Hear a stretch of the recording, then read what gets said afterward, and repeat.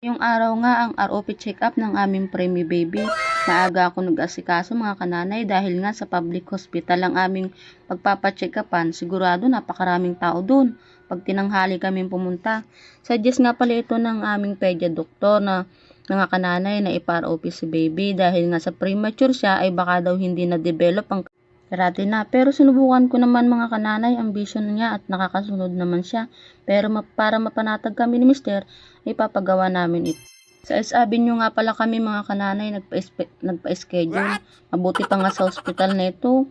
Pwede ka mag-text muna sa kanila at sila ang magbibigay sa iyo ng schedule. Hindi katulad dun sa pinag-anakan ko.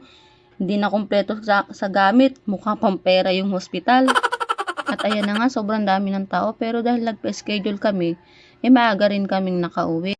Mababait nga rin pala ang mga doktor at nurse dito, mga kananay. At talagang maganda ang kanilang mga equipment. Pauwi na nga po kami dyan, mga kananay, dahil natapos na kami. Bye-bye!